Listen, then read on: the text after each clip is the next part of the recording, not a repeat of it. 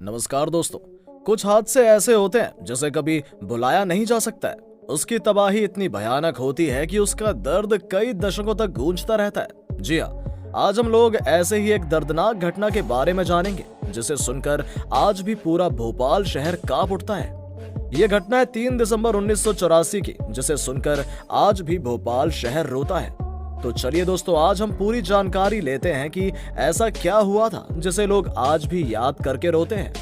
3 दिसंबर की रात थी। भोपाल में इंसेक्टिसाइड बनाने वाली कंपनी जिसमें कई सारे वर्कर्स आराम से काम कर रहे थे। तभी एक वर्कर की नजर एक पाइप पर पड़ी, जहां एक पाइप से पानी जैसा टपक रहा था। उसे लगा हो सकता है कि यह गैस ही हो, इसलिए उसने ये जानकारी अपने सुपरवाइजर को दे दी। लेकिन सुपरवाइजर ने इसे अनदेखा कर दिया क्योंकि ये पाइप से पानी टपकने की बात आम थी। उसे लगा फिर कहीं कुछ हुआ होगा, इसलिए पानी का रिसाव हो रहा है। सुपरवाइजर ने उस वर्कर से कहा कि चलो अभी चाय पीने चलते हैं, उसे बाद में देखा जाएगा। उसके बाद सारे वर्कर चाय पीने चले गए। लेकिन कुछ देर बाद ही वो लोग घुटन महसूस करने लगे और उनकी आंखों में जलन होने लगी, और देखते ही देखते ये गैस अपना भयावह दृश्य में परिवर्तित हो गई। कुछ ही देर में ये गैस पूरे भोपाल में फैल गई, जिसकी वजह से सारे लोगों को सांस लेने में दिक्कत होने लगी, खांसी होने लगी और उनकी आंखों से जलन शुरू हो गई। और देखते ही देखते ये इतना विकराल रूप ले चुकी थी कि 2 दिन के अंदर हजारों लोगों की जान चली गई। अब सवाल उठता है कि इसका दोषी कौन था? ये कंपनी, सरकार की लापरवाही, या फिर इस कंपनी में काम करने वाले वर्कर? दोस्तों, इस घटना को दुनिया का सबसे खतरनाक इंडस्ट्रियल डिजास्टर माना जाता है। आगे जानते हैं कि ऐसा क्या हुआ था जिससे पूरा भोपाल दहल गया था। जिस कंपनी में यह हादसा हुआ था वो 100 साल पुरानी कंपनी यूनियन कार्बाइड की कंपनी थी। एवररेडी की बैटरी तो आप सबने प्रयोग की होगी, वो इसी कंपनी में बनती थी। इसके साथ साथ ये कंपनी बैकेलाइट, रॉकेट फ्यूल इत्यादि भी बनाती थी। इस कंपनी में इसी तरह के केमिकल्स को तैयार किया जाता था। लेकिन 1994 में इस कंपनी का नाम बदलकर एवररेडी इंडस्ट्री कर दिया गया। उस समय इस कंपनी ने एक एड निकाली थी जिसमें दिखाया गया था कि एक किसान अपना खेत जोत रहा है और उसके ऊपर एक बड़ा सा हाथ होता है जो इस मिट्टी में अपना केमिकल डालकर उसकी अधिक पैदावार और किसानों के लिए बहुत ही उपयोगी था। लेकिन इस हादसे के बाद अगर इस एड को देखते हैं तो वही केमिकल भारत की बर्बादी को दिखाता है। उस समय ये कंपनी बहुत ही ज्यादा प्रचलित थी।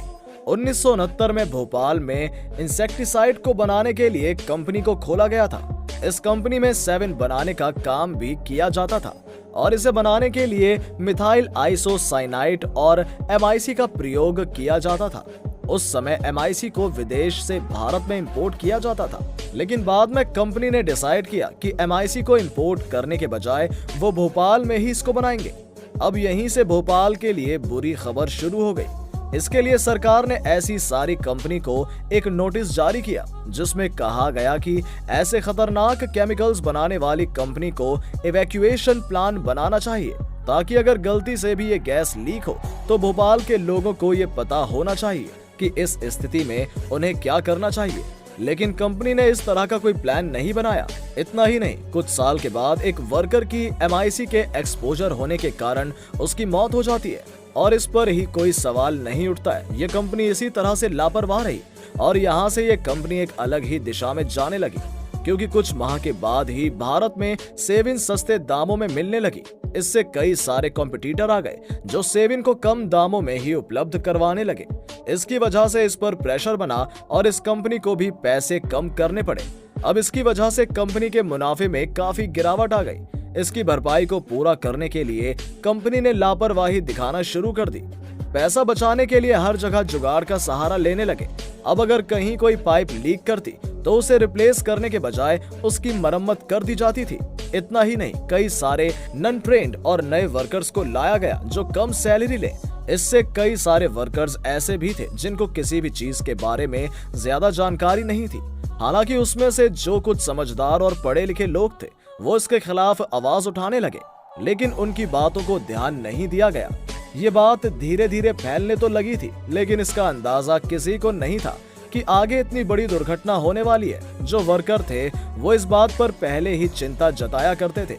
उन्होंने इस कंपनी में बन रहे केमिकल्स और इस कंपनी की लापरवाही को अपने दोस्त राजकुमार केसवानी के पास बताया था। उस समय राजकुमार केसवानी एक जर्नलिस्ट थे। मजदूरों की मृत्यु के बाद उन्होंने इस कंपनी पर पूरी रिसर्च करना शुरू कर दी। इनको इस केमिकल्स के बारे में ज्यादा जानकारी तो नहीं थी, लेकिन इतना पता था कि इस प्लांट में फॉस्जीन्स का प्रयोग किया जाता है और इस गैस से जुड़ी एक घटना इनको याद थी कि द्वितीय विश्व युद्ध के दौरान इस गैस को जर्मनी में गैस चैम्बर में इस्तेमाल किया जाता था। इसके बाद इन्होंने एक आर्टिकल लिखा, ना समझोगे तो आखिर मिट ही जाओगे, बचाइए हुजूर इस शहर को बचाइए। इस तरह से उन्होंने कई और आर्टिकल लिखे और इस कंपनी की जांच के लिए सुप्रीम कोर्ट से भी विनती की थी, लेकिन उस समय इनके आर्टिकल पर किसी ने ध्यान नहीं दिया।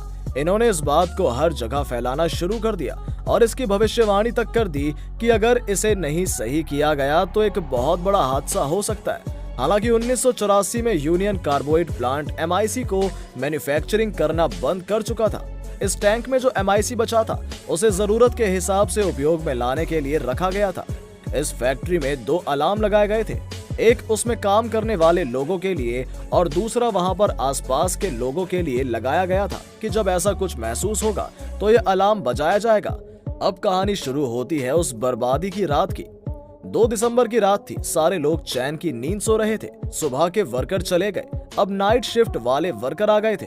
हर रोज की तरह उन्होंने इस MIC टैंक के पाइप में पानी डालना शुरू कर दिया, लेकिन आज कुछ अलग हुआ। दूसरी तरफ से आज पानी वापस आ ही नहीं रहा था। उन्होंने फिल्टर को साफ किया और फिर से पानी डालना शुरू कर दिया, लेकिन वो प्रॉब्लम अब भी थी। जब उनको ज्यादा समझ में नहीं आया तो वो शिकायत लेकर सुपरवाइजर के पास गए। सुपरवाइजर ने कहा, ठीक है, इसे रहने दो, सुबह देखा जाएगा। लेकिन ये उनकी बहुत बड़ी गलती साबित होने जा रही थी। ये उनको पता नहीं था MIC अगर हवा या पानी के संपर्क में आता है तो रिएक्शन कर बहुत ही जहरीली गैस बना लेता है और यही काम यहाँ हुआ। पाइप के घटिया क्वालिटी होने की वजह से पानी रिसने लगा और धीरे धीरे ये पानी MIC के संपर्क में आ गया। कुछ देर बाद वहां के वर्कर्स ऐसा महसूस करने लगे जैसा कि उनकी आंखें जलने लगी, घुटन महसूस होने लगी। उन्होंने टैंक के पास जो प्रेशर मशीन थी उसमें प्रेशर चेक करने लगे। उस समय ज्यादा प्रेशर नहीं था, बस नॉर्मल से थोड़ा ज्यादा था। रात के 12 बज गए थे। अब वहां के वर्कर्स में समस्या बढ़ने लगी थी। वो लोग इस रिसाव वाली जगह को ढूंढने लगे कि कहां से पाइप लीक कर रहा है। उसमें से एक वर्कर थे जिनका नाम सुमन देव था। उन्होंने देखा कि एक जगह पाइप लीक कर रहा है। उन्होंने इस पर ध्यान देना शुरू किया, लेकिन अब तक काफी देर हो चुकी थी। उस टैंक का प्रेशर काफी बढ़ चुका था। MIC और पानी ने मिलकर एक जहरीली गैस बना ली थी और अब वो गैस धीरे धीरे बाहर निकलना शुरू हो गई, जो अब आउट ऑफ कंट्रोल हो चुकी थी। वहां पर लोगों ने कितनी भी कोशिश की, लेकिन वो उस गैस को नहीं रोक पाए और वो गैस एक पाइप के माध्यम से हवा में तेजी से फैलने लगी। उसे रोकने के लिए बहुत सारे उपाय किए गए, लेकिन वो काबू नहीं आ पाया। अब तक ये गैस हवा में मिलकर जहरीली बन चुकी थी और रात 1 बजे के बाद पूरे भोपाल में कोहराम मच गया। हर जगह से खांसने की आवाज आने लगी, लोग बाहर निकलने लगे। किसी को कुछ समझ में नहीं आ रहा था कि ऐसा क्यों हो रहा है। जो आदमी दमे के मरीज थे वो देखते ही देखते अपना दम तोड़ने लगे। कई लोग सोते हुए ही सही से ऑक्सीजन न मिलने की वजह से दम तोड़ गए। हर जगह से चीखने चिल्लाने की आवाजें आने लगी। सुबह होते ही हर जगह मौत ही मौत नजर आने लगती है। कई सारे जानवर भी मर चुके थे। अगले दिन इस कंपनी को जैसे ही पता चलता है, वो अपनी कंपनी की टेक्निकल टीम को भारत भेजती है, लेकिन अब तक तो बहुत देर हो चुकी थी। अगले दिन यूनियन कार्बाइड के चेयरपर्सन वॉरेन एंडरसन ये रिस्पॉन्सिबिलिटी अपने हाथों में लेते हैं, जिसके बाद उन्हें गिरफ्तार कर लिया जाता है। उसके बाद लीगल बैटल शुरू हो जाती है।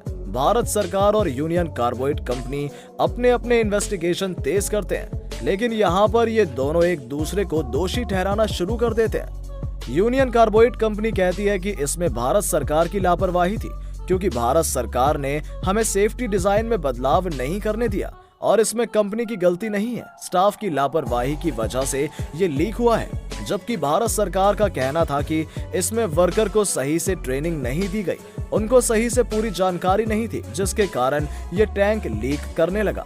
लास्टली 1989 में ये केस खत्म हो जाता है और यूनियन कार्बाइड कंपनी डिसाइड करती है कि वो भारत सरकार को $470 मिलियन हर्जाने के रूप में दे देंगे।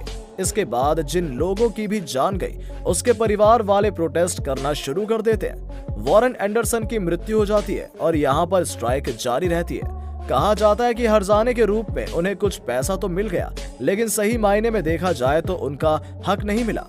अगर आपको ये वीडियो अच्छी लगी हो तो अपने सोशल मीडिया पर जरूर शेयर करें। उम्मीद करते हैं कि आपने ये फैक्ट बाबा हिंदी चैनल अब तक सब्सक्राइब कर लिया होगा, जिससे हमारी अगली इंटरेस्टिंग वीडियोस आप तक पहुंचती रहेगी। अगर आपके पास किसी भी तरह के सुझाव हैं तो कमेंट बॉक्स में जरूर बताएं, ताकि हम अगली वीडियोस को और बेहतर बना सके। चलिए मिलते हैं एक नई वीडियो के साथ।